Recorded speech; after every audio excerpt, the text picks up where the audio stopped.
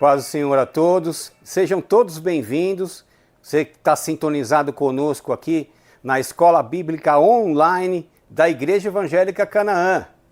E você é muito bem-vindo. Estamos aqui em torno da palavra do Senhor para crescermos mais, aprendermos mais dele e propagarmos a palavra de Deus, que tem sido a referência nas nossas vidas para a transformação de vidas e para o crescimento das pessoas, de todos aqueles que amam a sua palavra. E nós estamos tratando aqui o assunto da nossa revista, que é o Corpo de Cristo, certo? E nós estamos adentrando na lição número 7, que vai falar sobre o ministério da igreja. Ok? O ministério da igreja, já na lição número 7. Muito bem, eu vou começar lendo o texto áureo dessa lição, que é o ápice realmente de tudo que nós vamos tratar aqui, que é o texto de Efésios capítulo 4, versículo 11, que nos diz o seguinte, ó, que ele mesmo deu uns para apóstolos, outros para profetas, outros para evangelistas, outros para pastores e doutores, em outras traduções, pastores e mestres. Muito bem. Aqui nessa lição, vai valer a pena que eu ler essa introdução, veremos o ministério em suas diferentes funções e ofícios, bem como as qualificações que biblicamente são exigidas para o seu exercício. Primeiramente mostraremos de modo bíblico todo cristão exerce um ministério sacerdotal, isso é fundamental, que o habilita a ministrar diante de Deus. Nesse sentido, não há diferença entre o membro e a liderança. Nós vamos ver sobre isso. Todos são sacerdotes de Deus. Por outro lado, as Escrituras mostram claramente que Deus escolheu determinadas pessoas para funções e ofícios específicos. Nós vamos ver sobre isso também. Esses ministros são chamados por Deus e têm a função de servir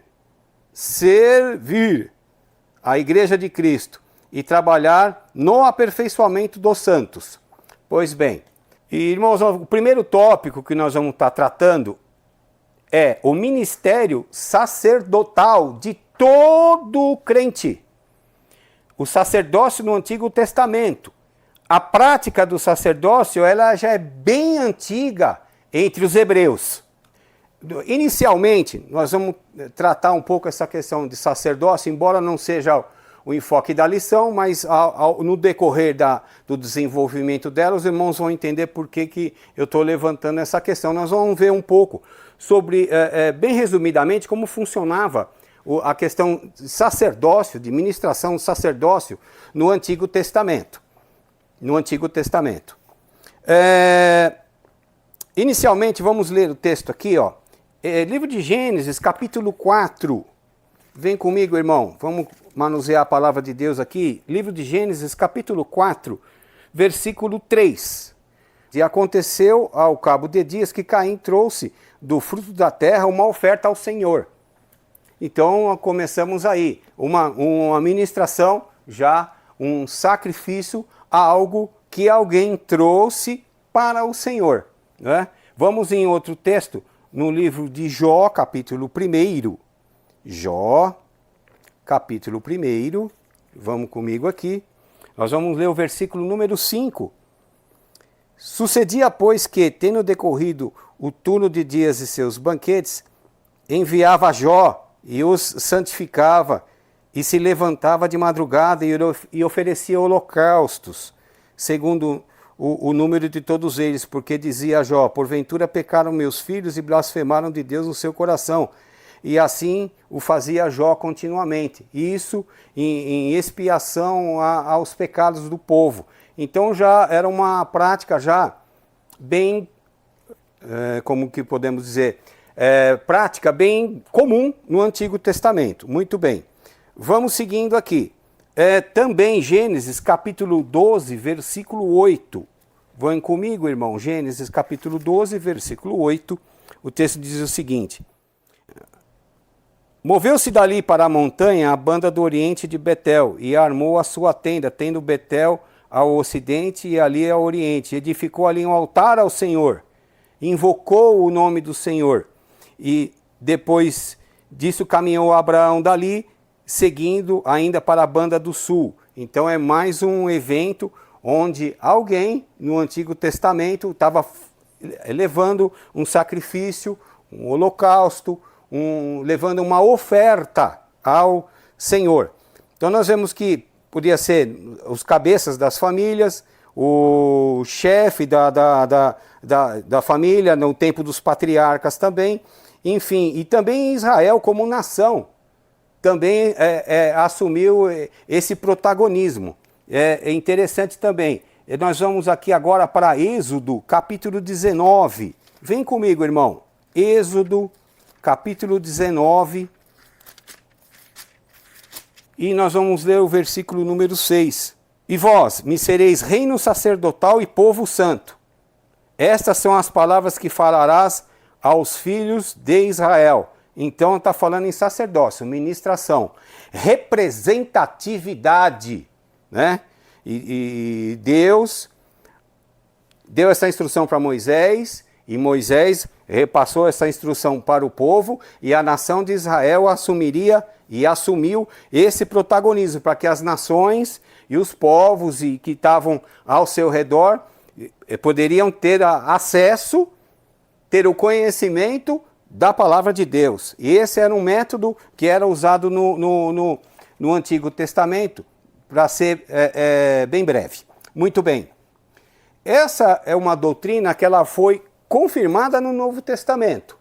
Então, no Novo Testamento nós vamos ter um novo modus operandi para essa natureza de situação que nós vamos ver. Vem comigo, irmão, abra sua Bíblia comigo, na carta aos Hebreus, capítulo 8, vem comigo, irmão, versículo 1. Ora, Hebreus 8, 1. Ora, a suma do que temos dito é que temos um sumo sacerdote tal que está assentado nos céus, à destra do trono da majestade, ministro do santuário e do verdadeiro tabernáculo, o qual o Senhor fundou e não o homem. Importante isso. Então, em Jesus, na sua morte e ressurreição, foi um divisor de águas nesse sentido.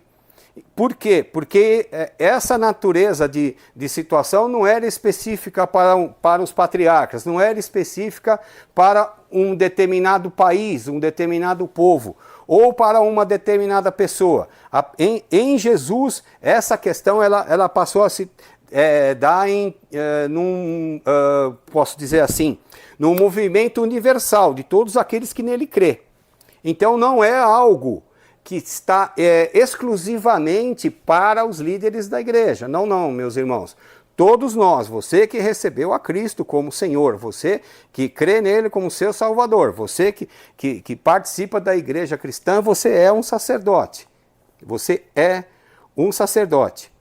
Pois bem, nós vamos aqui ver um texto, vamos para mais um texto aqui, 1 Pedro, capítulo 2, vem comigo, irmão, no versículo número 5, olha o que o apóstolo Pedro, já no Novo Testamento, já reformado, já convertido, já, segundo a história, curando até com a própria sombra, enfim, estava num estágio lá em cima, chegando-vos para ele. Isso o apóstolo Pedro escreveu, no versículo 4.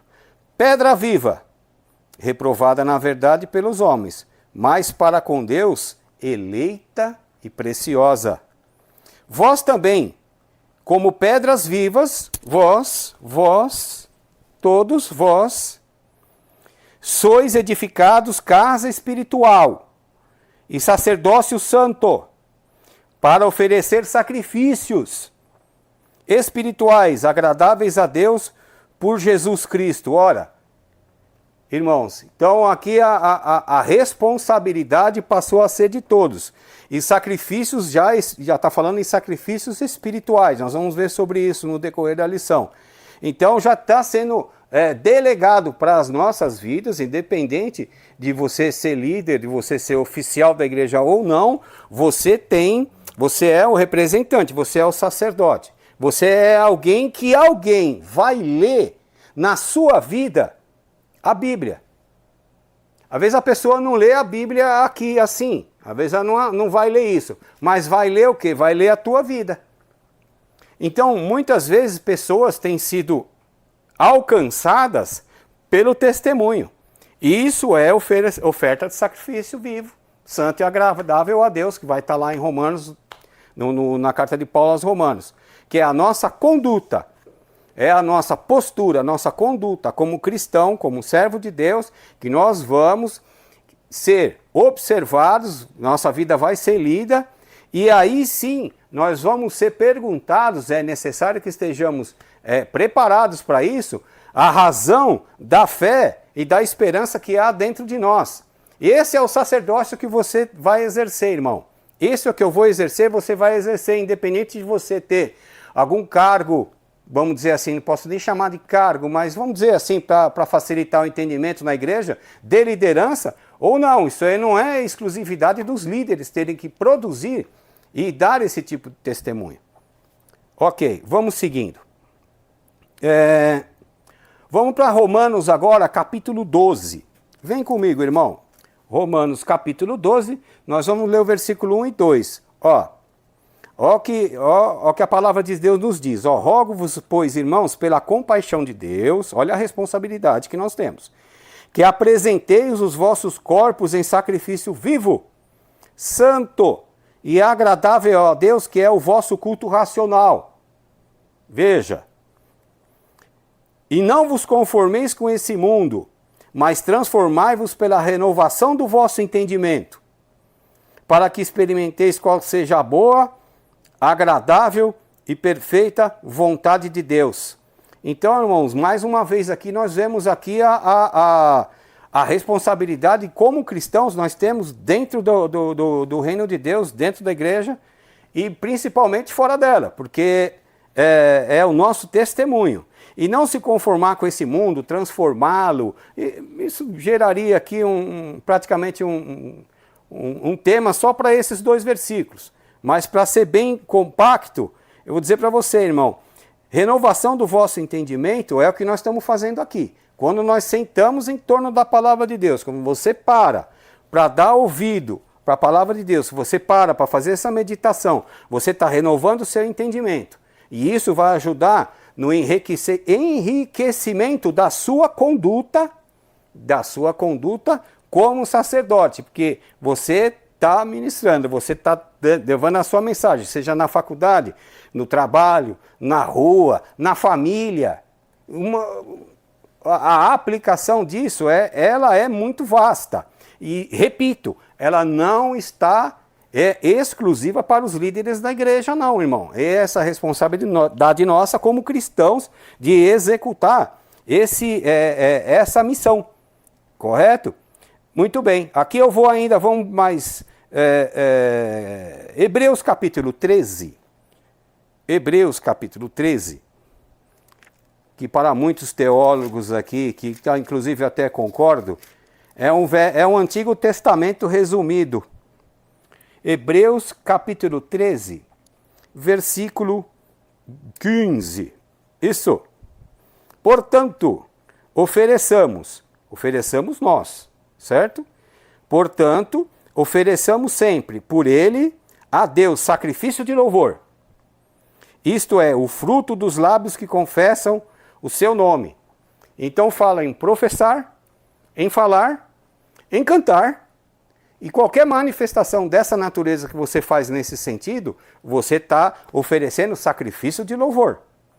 Sacrifício de louvor. Então, quem fala em sacrifício de louvor, pensa que você tem que ser cantor profissional. Não, irmãos. Não é nada disso, não.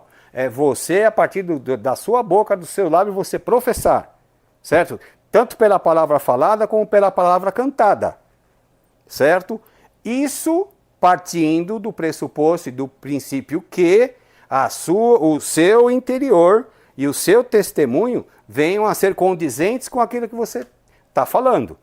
Porque senão passam a ser palavras vazias. Você vai passar a ser até questionado. Já, você está falando um monte de coisa aí, mas você sei lá, briga com a tua esposa, maltrata ela em casa, mal relacionado entre os vizinhos, enfim, pode surgir uma série de situações aí que desabonam em você, irmão. Então, essa questão de conduta não é exclusividade dos líderes da igreja. Vamos comigo, irmão, num texto aqui, ó.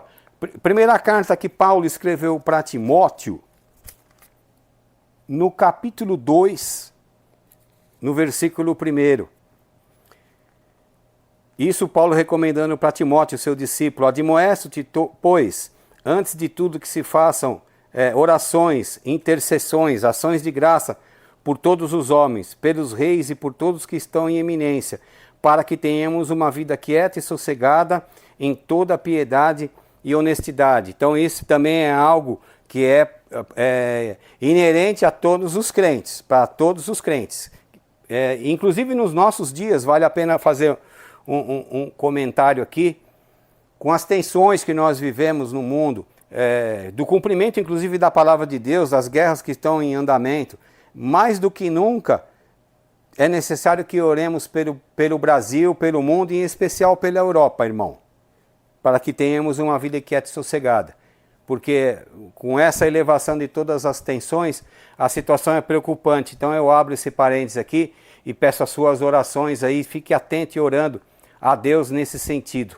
Tá bom, irmão? Muito bem. Agora, nós vamos ter uma participação. O internauta trazendo uma pergunta aqui para o enriquecimento aqui da nossa explanação. Olá, paz do Senhor. Eu sou a Juliana Araújo, falo aqui da cidade de São Paulo e quero fazer uma pergunta para o presbítero Conrado. Presbítero, qual o movimento histórico que fez o resgate da doutrina bíblica do sacerdócio universal de todos os crentes? Aguardo sua resposta. Deus abençoe.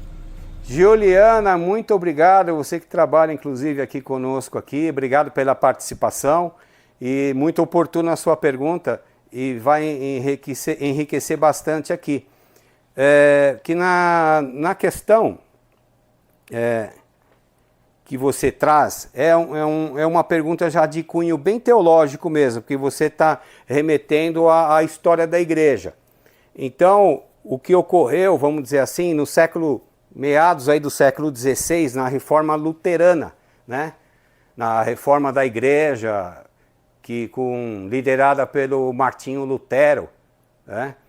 Que nos trouxe esse tipo de questão, porque até então,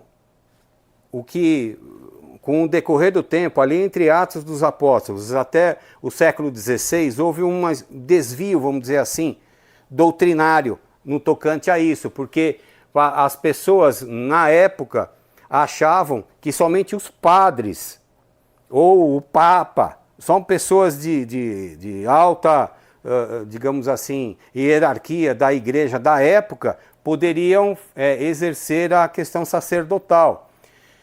E nós estamos, inclusive, vendo isso, texto que nós já vimos anteriormente, relatando que não é isso que a Bíblia diz. A Bíblia não dá exclusividade para essa natureza de operação somente para os líderes. Então, esse irmão Martinho Lutero, não só essa questão, mas também como várias questões que ele questionou na época, de salvação pelas obras, a coisa foi, doutrinariamente, ela foi desviando, até que, vamos dizer assim, eu estou sendo bem sucinto, tá? Bem sucinto, porque esse é um tema de faculdade teológica, isso já. Existem matérias específicas para isso, de história da igreja e tal, e esse assunto é amplamente discutido. Mas para enriquecer o estudo e também responder a tua pergunta, esse irmão aqui, vamos dizer assim, se insurgiu contra essa doutrina que vinha sendo pregada. E não só isso, salvação pelas obras, a inserção de ídolos, de santos e uma série de coisas. Somente os líderes poderiam fazer o exercício sacerdotal. Nós estamos vendo amplamente aqui nas escrituras que não é isso que a Bíblia diz, mas foi muito oportuno você ter levantado essa questão. nós estamos falando mesmo de história da igreja mesmo. Isso aí já é uma questão já bem teológica mesmo. E muito obrigado pela tua pergunta e pela sua participação, tá bom? Muito bem, e agora aqui, uma conclusão parcial, sinopse 1. A doutrina bíblica do sacerdócio universal do crente é um fato na nova aliança. A igreja constitui o sacerdócio universal de todos os crentes. Vamos novamente aqui, vamos abrir mais um texto. Primeira carta do apóstolo Pedro, capítulo 2, versículo 5. O texto nos diz o seguinte: vós também, como pedras vivas, sois edificados casa espiritual, sacerdócio santo, para oferecer sacrifícios espirituais, agradáveis ao Deus por Jesus Cristo. Está vendo a diferença aqui, irmão? Sacrifícios espirituais. Vós sois pedras vivas. Versículo 9. Mas vós sois a geração eleita, o sacerdócio real, a nação santa, povo adquirido, para que anuncieis as virtudes daquele que vos chamou das trevas para a sua maravilhosa luz. Essa é a nossa missão, irmão. Essa é o resumo da nossa missão como os cristãos aqui na face da terra. Sermos representantes, sermos sacerdotes, representarmos verdadeiramente a pessoa de Jesus Cristo. As pessoas veem em nós, pela nossa conduta, pelo nosso procedimento, pelo nosso linguajar, pelo nosso portar, a pessoa de Jesus Cristo. Você, com certeza, você tiver isso vivo dentro de você, na hora que menos esperar, você vai ser abordado pelas pessoas. Pode ter certeza. Porque o próprio Jesus ele disse o seguinte, que é impossível esconder uma cidade edificada sobre um monte. Ele já falou isso. Ele próprio, em pessoa, já disse isso no Novo Testamento. E o apóstolo Pedro, ele está reiterando esses conceitos e dentro daquilo que nós tratamos até agora, refutando totalmente essa questão de que somente os líderes seriam os sacerdotes, representantes de Deus na terra. Não tem fundamento isso e nós estamos fechando essa parte do tópico número 1 com essa conclusão. Muito bem, nós vamos aqui tratar agora no tópico número 2, a estrutura ministerial do Novo Testamento. E agora nós vamos ter mais uma vez a participação do nosso internauta aqui conosco, enriquecendo aqui o nosso trabalho. Oi, meus irmãos, a paz do Senhor. Eu sou o Marcos Moura, falo aqui de São Caetano do Sul, São Paulo. Professor Conrado, cite os 5 ministérios de Efésios 4, versículo 11. Por favor. Obrigado. Obrigado, irmão Marcos. Inclusive é meu cunhado, meu discípulo. Tem aprendido de Deus. Deus abençoe tua vida. É uma satisfação imensa aqui responder a tua pergunta e ter a tua participação conosco aqui. Irmão, então aqui é o seguinte, temos o ministério quíntuplo, o autor aqui da revista, ele fala em um ministério quíntuplo, quando na verdade aqui nós vamos até ver que ele é sextuplo, mas eu vou explicar isso direitinho. Muito bem, nós vamos aqui, vem comigo, irmão, Efésios capítulo 4, nós até lemos esse texto, mas vamos reiterá-lo. Vem comigo, irmão, Efésios capítulo 4, versículo 11. E ele mesmo deu uns para apóstolos, outros para profetas, e outros para evangelistas, e outros para pastores e doutores. Ou seja, quando o Senhor idealizou a igreja, idealizou, nós vemos em textos anteriores que não foi invenção do homem o funcionamento dela, nem ela em si, nem como ela funcionaria, foi o próprio Deus, correto? E dentro disso, então, ele vocacionou determinadas pessoas para determinadas funções, para que a igreja fosse abençoada. E também, tanto internamente como externamente, porque uma vez abençoando a igreja no sentido interno, ela vai ser abençoadora quando não estiver do lado de fora, vamos dizer assim. E todos têm a sua razão de ser. E nós vamos ver um por um como que esses ministérios, né, funcionam, tá? Então aqui ele fala sobre apóstolos. Então vamos ver o apóstolo. E no texto, vamos trazendo do grego, temos aqui como alguém enviado. Então, para nossa, digamos assim, facilitar o entendimento, ele é muito similar, digamos assim, do que nós conhecemos como missionário transcultural. Principalmente o transcultural, porque também o cultural também pode fazer um trabalho apostólico. O apóstolo ele é o quê? Ele é o plantador de igrejas. Ou seja, ele vai sair de um determinado lugar, ele é capacitado, vocacionado, reconhecido e enviado para um outro lugar. E lá ele vai plantar uma igreja, vai começar um trabalho, começar uma igreja, começar os irmãos, começar um agrupamento de crentes, evangelizar, treinar os líderes, estabelecer pastores, presbíteros, estabelecer oficiais, treinar todos eles, deixar essa igreja funcionando e depois ele vai para outro lugar fazer outra coisa e depois, obviamente, ele vem, supervisiona, etc, etc. Mas o trabalho apostólico é um pouco até... Vale a pena a gente debulhar, digamos assim, um pouco isso, porque há uma resistência. Porque há aqueles que acreditam que os apóstolos eram só... era um ministério que foi desenvolvido apenas na igreja primitiva. E não é isso. E não é isso. Porque essa questão de plantação de igrejas, ela vem acontecendo através dos séculos. O que existe um pouco a resistência quanto à questão dessa palavra, o apóstolo, porque a gente olha para os apóstolos da igreja primitiva, irmãos, vamos aqui, entre nós aqui, vamos dizer, o nível que eles chegaram, tá certo? Um curava com a própria sombra, o outro não sei o quê, o outro só faltava fazer chover, de tanta comunhão que aquele pessoal tinha com Deus. Então era Deus andando aqui, era o céu baixinho com eles.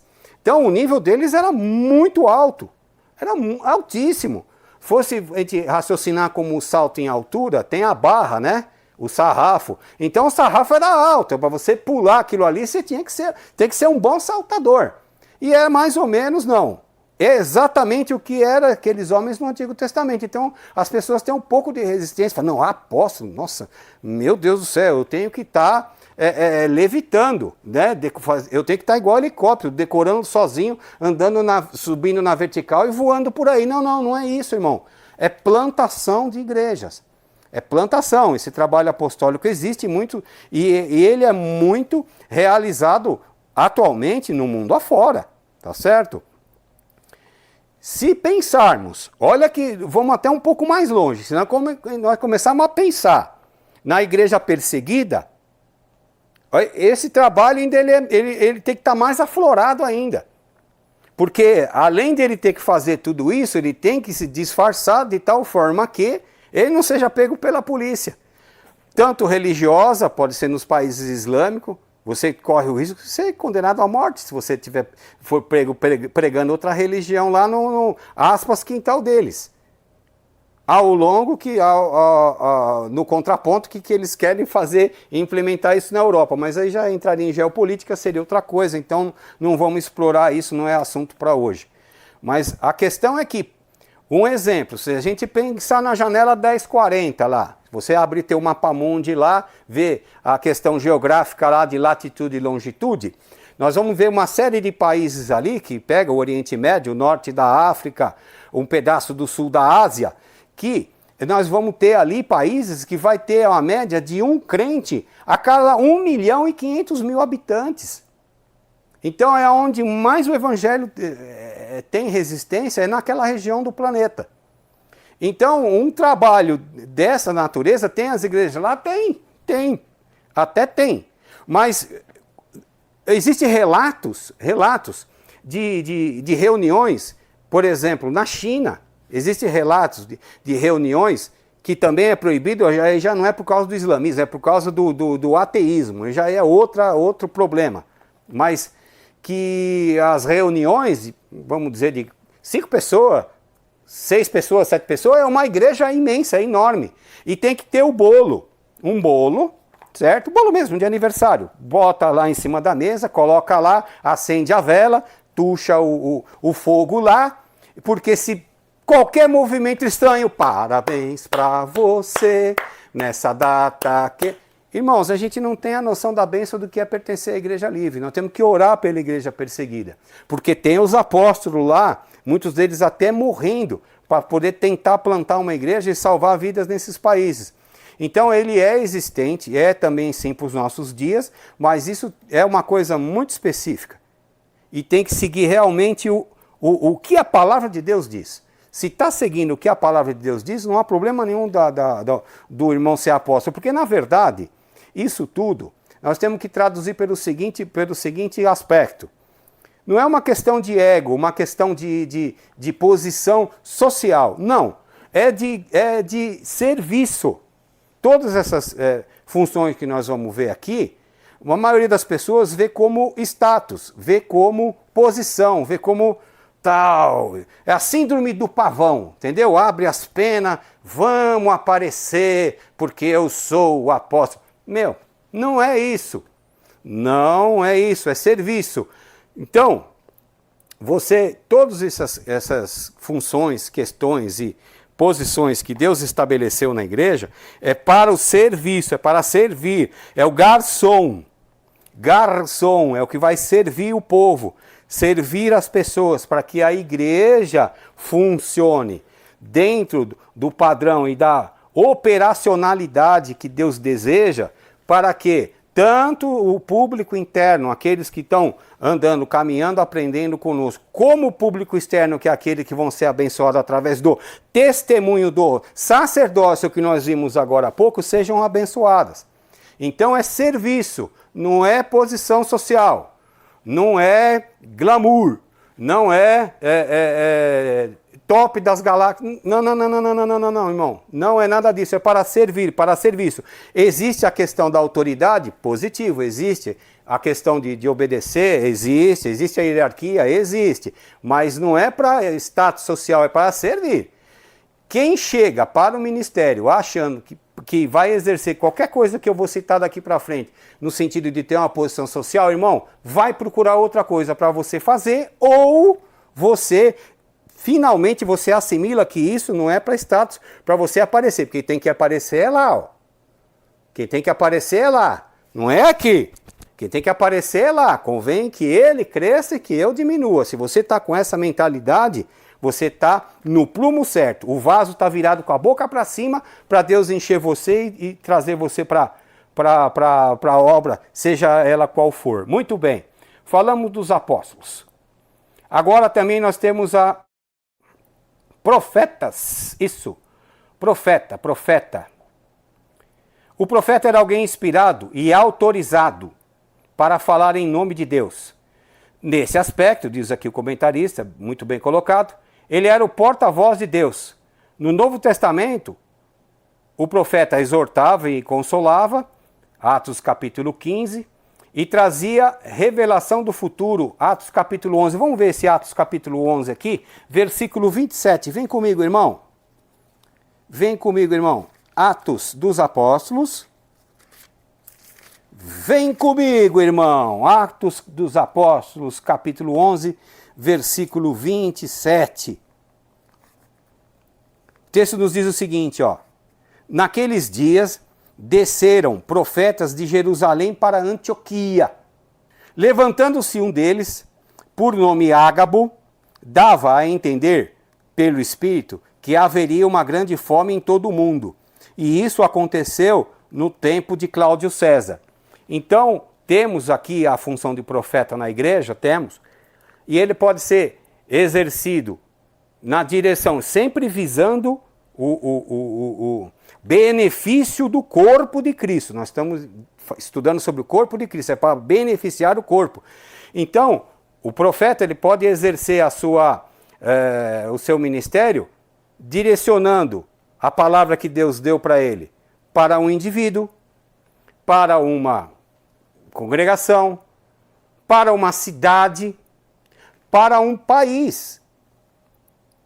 Já visto que, por exemplo, teve até me vem à memória agora, o José no Egito, que estava lá, Faraó, perturbado, que teve o sonho das vacas gordas, das vacas magras, e chama um, e pá, mas o que é isso? Aí tal, não sei, aí eu chamo outro, aí chamo o adivinho, chamo o bidu, chama não sei mais quem, ninguém esclarecia, até que alguém, opa, tem um moço aqui que eu acho que ele vai interpretar isso aí. Tá bom, então traz ele aqui. Aí que é a história da reversão da situação de José no Egito, né? Que ele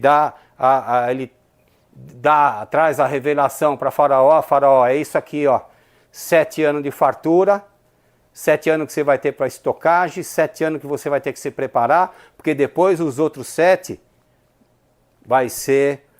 são 7 anos que vão ser terríveis. Terrível. E o Faraó foi um bom ouvinte. A gente fala em Faraó, pensa que o cara que... Não, esse ele deu a bola dentro, porque ele escutou o profeta. Muita gente quebra a cara porque não ouve o profeta. Você tem que tomar cuidado com isso, irmão. Ele ouviu o profeta. E o decorrer da história toda, evidentemente, não teremos tempo para explorar isso. Muitos de nós aqui, dos irmãos que nos acompanham, conhecem a história. E foi aí que foi o desenrolar da reversão da vida de José. Muito bem, esse vai ser bem resumido. Muito bem. Vamos aqui para o outro aqui citado, que é o evangelista. O evangelista. É bacana a gente explorar isso, porque são irmãos que ele tem dentro da alma impregnado a questão da salvação das almas. Ele vai aqui, prega aqui, ele vai para lá, evangeliza lá. É nato dele. É algo que Deus vocacionou para algumas pessoas, mas para trabalhar num sarrafo lá em cima. Porque essa é uma questão que nós vimos agora há pouco. É a questão do sacerdócio. Isso todos nós temos que fazer. Mas só que alguns irmãos, eles têm uma graça de Deus, uma inspiração do Senhor, algo sobrenatural que os empurra para esse ministério. E Deus tem estabelecido evangelistas, justamente para que a palavra de Deus, a palavra da salvação, principalmente, seja amplamente propagada, e as almas e as vidas sejam salvas, e depois disso serem tratadas e serem cuidadas por Deus através do ministério da igreja em si. Os pastores e mestres. Olha só, vem comigo, irmão, vem comigo, Hebreus, capítulo 13, Hebreus 13, 17, tá? Obedecei a vossos pastores e sujeitai-vos a eles, porque eles velam pelas vossas almas, como aqueles que hão de dar conta delas, para que o façam com alegria e não gemendo, porque isso não vos seria útil. Então, irmãos, nós estamos falando em pastores, nós estamos falando em apacentar. Apacentar é o mesmo conceito do pastor que toma conta das ovelhas no campo, é tomar conta mesmo. Que vela pelas vossas almas, é aquele que toma conta da sua vida, que ora por você, que se preocupa com você. que preocupa com a igreja, que se preocupa com tudo que está acontecendo, tudo que envolve as pessoas que estão caminhando com ele. Então esse é o exercício pastoral, de tomar conta mesmo das pessoas. E assim ele fala uma coisa interessante, de obediência e fazer com alegria e não gemendo, por quê? Quando a ovelha obedece o pastor, facilita o trabalho. Facilita, que é uma maravilha o trabalho pastoral. Mas quando a ovelha não resolve não obedecer, o pastor tem que começar a fazer o trabalho dele gemendo. É o quê? Aí ele vai se preocupar mais ainda. Pô, vai quebrar a cara, vai dar errado, isso não vai dar certo. Escuta esse conselho, não faz isso. Ou o contrário, faça isso, não faça aquilo. Então, tem ovelhas e pessoas que são péssimos ouvintes, irmãos. Péssimos ouvintes, péssimos ouvintes. Não escuta o que o pastor está ensinando. Não escuta o que o pastor está direcionando. Não escuta o que o pastor está orientando. Ele acha que ele é a ovelha sabichona, a ovelha top das galáxias. Não existe top das galáxias, irmão. O que existe é você ter a ciência de que o ministério pastoral está aqui para abençoar a vida dos irmãos, a vida das ovelhas. E você precisa facilitar o trabalho do seu pastor. Ou você pode fazer, conforme diz o texto, dificultar o trabalho do seu pastor. Essa é uma questão fundamental a ser analisada, tá? Seguindo. Os mestres, que é a arte de ensinar. Romanos capítulo 12, versículo 7 também fala sobre isso, mas antes de ir no texto, eu estou me lembrando aqui num testemunho do irmão, que eu trabalhei com ele em escola bíblica também, só que em outro ministério, não foi aqui na Canaã. E ele era um mestre por excelência. Mestre por excelência. E é assim, a gente vê algumas coisas, características interessantes. Mesmo ele sendo um mestre por excelência, era difícil tirar alguma palavra dele, irmão. Ele era um irmão calado, de pouca fala, falava pouco. E eu era amigo mesmo chegado, que nem o irmão dele. Mas eu, como se estivesse sentado aqui, se ele sentasse aqui nesse banquinho, era assim, se eu falasse com ele, ele falava. Se eu não falasse, ele ia ficar sem falar nada. Mas, irmão, na hora que o assunto era a doutrina, que era a Bíblia, eu falei, irmão, tal coisa, era como se virasse uma chave. Abria a caixa de Pandora, irmão. Foi uma bênção ter trabalhado com esse irmão. E aí, por que eu estou dizendo isso? Porque às vezes nós temos mestres que, na verdade, ele não tem tanta habilidade interpessoal, não é muito tímido demais, enfim, mas ele não deixa de ser mestre da palavra de Deus por causa disso. Então existe o dom do mestre, tá? Aquele que tem conteúdo, vê bem, são duas coisas, ele tem que ter conteúdo e tem que ter graça, ser apto para ensinar. Então essa é uma coisa fundamental nessa questão dos mestres. Fala aqui também, o autor aqui está falando sobre a instituição aqui, citando, que já a instituição dos diáconos na igreja cristã. Isso vai ser uma coisa bacana da gente ver. Vamos aqui, irmãos, vem comigo, irmão. Atos dos Apóstolos, capítulo meia dúzia. Nós vamos ver como que nasceu o ministério diaconal. Ora, naqueles dias, crescendo o número de discípulos, houve uma murmuração dos gregos contra os hebreus, porque as viúvas eram desprezadas no ministério cotidiano. E os 12, convocando a reunião dos discípulos, disseram: não é razoável que nós deixemos a palavra de Deus e sirvamos as mesas. Eles poderiam até fazer isso, mas eles acharam que não era interessante. Razões óbvias. Escolhei, pois, irmãos, dentre vós, 7 varões de boa reputação. Vai ouvindo.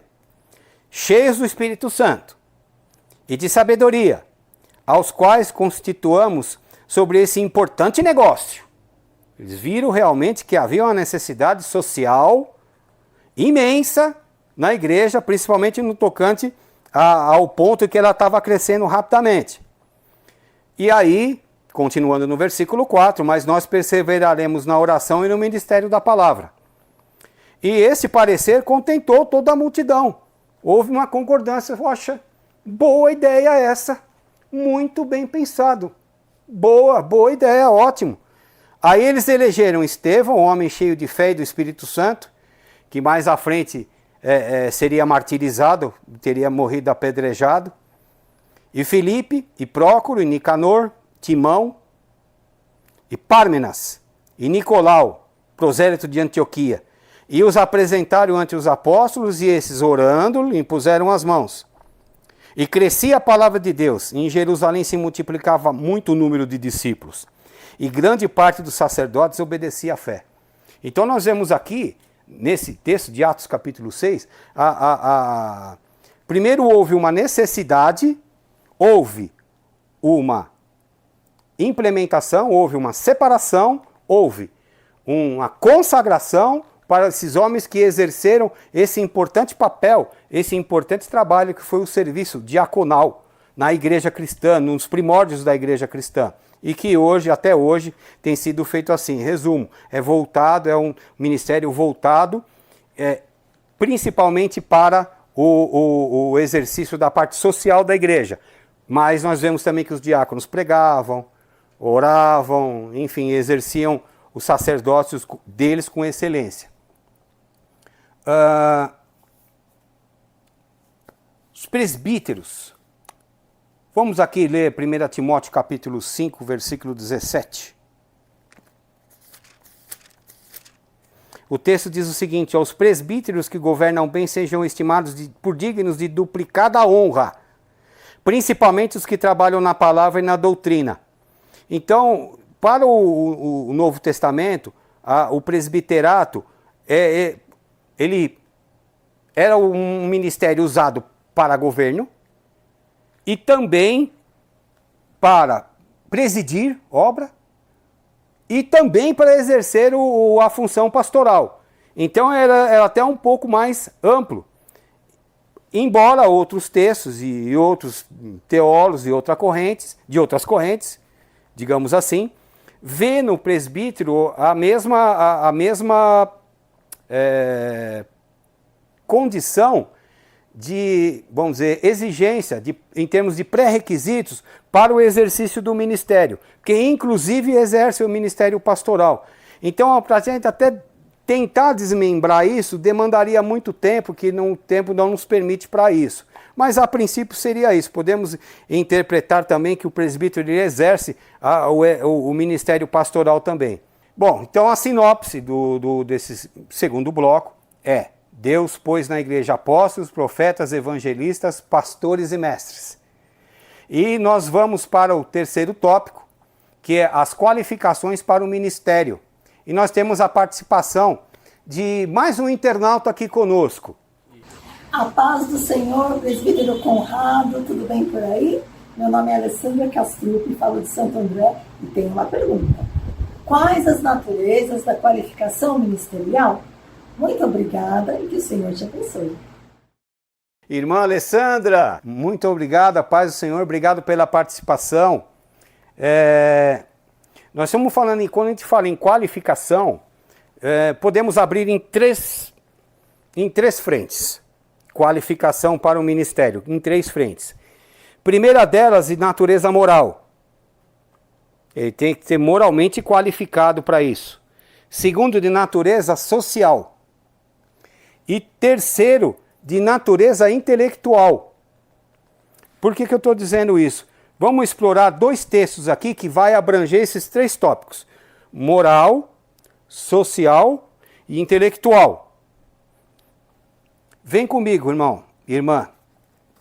1 Timóteo capítulo 3, versículo de 1 a 15. O texto nos diz o seguinte: essa é uma palavra fiel. Se alguém deseja o episcopado, excelente obra deseja. Convém, pois, que o bispo seja irrepreensível. Nós estamos falando em moral. marido de uma mulher, vigilante, sóbrio, honesto, hospitaleiro, apto para ensinar, já estamos falando em intelectual. Quando a gente fala em apto para ensinar, ele tem que ter conteúdo e capacidade de transmissão. Apto para ensinar. Não dado ao vinho, não espancador, não cobiçoso de torpe ganância, mas moderado, não contencioso, não avarento, que governe bem a sua casa, tendo seus filhos em sujeição, em toda a modéstia. Vamos ainda mais um texto. Carta do apóstolo Paulo a Tito, capítulo 1, versículo 5. Paulo escrevendo para Tito diz o seguinte: por esta coisa te deixei em Creta, para que pusesses em boa ordem as coisas que ainda restam, e de cidade em cidade estabelecesse presbíteros, como já te mandei. Aquele que for irrepreensível, marido de uma mulher, que tenha filhos fiéis, que não possam ser acusados de dissolução e nem são desobedientes. Olha as características. O sarrafo, ele é alto, certo? Alto. Porque convém que o bispo já está tendo uma nova conotação aqui, o bispo, com um sinônimo de pastor e de presbítero. Em outras traduções fala presbítero. Convém, pois, que o bispo seja irrepreensível, como dispenseiro da casa de Deus, não soberbo. Não soberbo, nós já estamos falando em natureza social, nem iracundo, social, porque ninguém consegue conviver com gente soberba, irmão. Com gente iracunda, menos ainda. Iracundo é aquele que não trata os outros com a inteligência, ele trata com o fígado, quer sair dando paulada em todo mundo à torta e à direito, entendeu? São essas coisas que nós estamos trazendo à baila aqui. Nem dado ao vinho, nem espancador, nem cobiçoso de torpe ganância, mas dado à hospitalidade, amigo do bem, moderado, justo, santo, temperante, retendo firme a fiel palavra que é conforme a doutrina. Ok. Aqui nesse terceiro bloco, temos aqui uma conclusão parcial, que o analista diz o seguinte: há qualificações claras para o exercício do ministério na Igreja de Cristo. Então, nós estamos falando em pré-requisitos, nós estamos falando em... um outro texto diz também que o ministro, o candidato ao ministério, ele não pode ser neófito, ou seja, ele não pode ser novato, para que não caia em laço, não caia no laço do diabo, né? E como assim? Mas peraí, como assim não pode ser novo, cair no laço? O que é isso? O que é o seguinte, irmão, porque quando se estabelece uma pessoa que ela é novata, o risco do diabo querer trabalhar no ego dessa pessoa, que ela não está preparada para isso, é muito grande. Tipo o seguinte: tá vendo? Você é o cara, hein? Você virou... pastor, você virou não sei o que, você é bam. E aquilo vai enchendo o ego, entendeu? Do neófito. Então não pode, a pessoa tem que ser gabaritada, experimentada, rodada, conhecedora da palavra e tendo esse bom testemunho dentro dessas 3 pré-requisitos que são as características do bom ministro de Cristo. Porque quando essas etapas são puladas, irmão, em vez de trazer solução para a igreja, só vai dar problema para a igreja. Isso também quando o candidato ele não é ansioso demais. Ele acha que tem aquilo, que eu sou chamado para isso, então já que eu fui chamado para isso hoje, amanhã eu já tenho... Não, existe um tempo chamado que é o tempo da preparação, o tempo do treinamento de Deus, o tempo do produzir crescimento na vida do obreiro. Então isso não é pizza, irmão, não é fast food, isso é anos de preparo para uma pessoa tá minimamente gabaritada para esse tipo de trabalho, para esse tipo de obra. Porque nós somos como ministro, agora eu posso falar nós, dispenseiros da casa de Deus. Dispenseiro é o quê? Eu interpreto bem como era no tempo dos meus ancestrais, que meu avô, minha avó vai na dispensa lá e pega lá 1 quilo de açúcar na dispensa. Eu lá na dispensa pegava e entregava para minha avó. E dispenseiro é esse, que ele vai pegar a coisa e vai entregar para o povo. Vai pegar aquilo, vai entregar para a ovelha. Vai pegar aquele outra comida, vai entregar para aquela ovelha. Vai pegar aquela outra comida, vai trazer uma pregação. O dispenseiro da casa de Deus, isso requer preparo e requer tempo. Não é da noite para o dia que isso acontece. Muito bem. Trazendo a conclusão aqui, final da nossa lição, já partindo já para o encerramento, vamos ler o seguinte. Aqui nessa lição nós vimos o ministério sob diferentes aspectos, que a doutrina do sacerdócio universal dos crentes é inteiramente bíblica. Todo crente tem o privilégio de apresentar a si mesmo e a outros diante de Deus, sem a necessidade de mediadores terrenos. Ou seja, é aquele conflito que nós vimos lá na história da igreja lá atrás, que Martinho Lutero e todos os seus discípulos fizeram naquela época lá. Vimos também que Deus pôs na igreja alguns para exercício de determinadas funções específicas. Esses ministérios devem ser vistos como dons de Deus à igreja. Não é invenção do homem. O próprio Deus que estabeleceu dessa forma. Ok, irmãos? Então aqui eu vou encerrar agradecendo os irmãos que mais uma vez participaram aqui conosco da Escola Bíblica Online da Igreja Evangélica Canaã e esperamos vocês todos no próximo domingo. Será uma bênção estarmos juntos mais uma vez em torno da palavra de Deus para crescermos nele, aprendermos dele e servirmos a ele com excelência. Deus abençoe os irmãos, fiquem na paz e até mais. Deus abençoe. Tchau, tchau.